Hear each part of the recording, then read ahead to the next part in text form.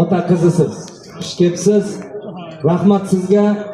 Havas qildik. Bizlarni ham qizlarimiz, bolalarimiz hammasi mana shunday otani qadriga yetadigan, onani qadriga yetib duosini oladigan farzandlardan bo'lish.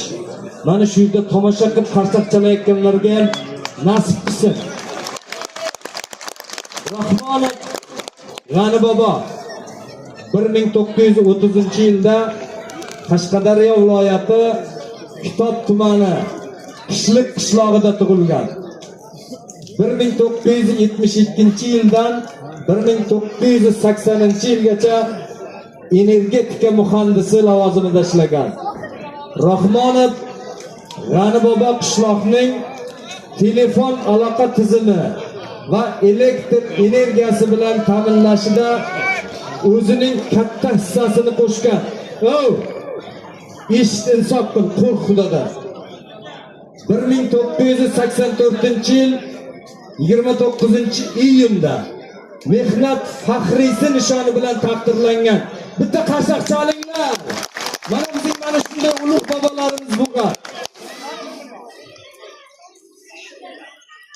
Keyingi yillarda qishliq savxozining bosh muhandisi lavozimida faoliyat yuritgan. Nafaqa davrida qishloq xo'jaligi qishlog'ining obodligi ishlig'ini, aholining turmush darajasini yaxshilash ishlarida bosh-qosh bo'lib kelganlar.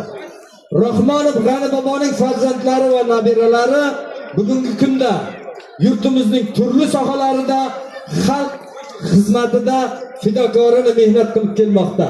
Sizlarga butun xalq nomidan ta'zim.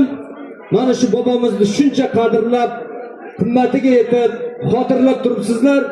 Alloh umrlaringizni uzun qilsin. Umuman dard nima, balo nima bilmangizlar. Boboning joyi jannatda bo'lsin, ruhlari shod bo'lsin. Amin. Alloh akbar.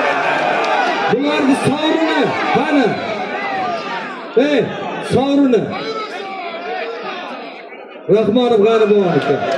Mana qog'oz o'qilib bo'ldi. Buni o'zim yozganman kechasi bilan erinmay. Yozing. Yigitlar, bir minut eshitinglar.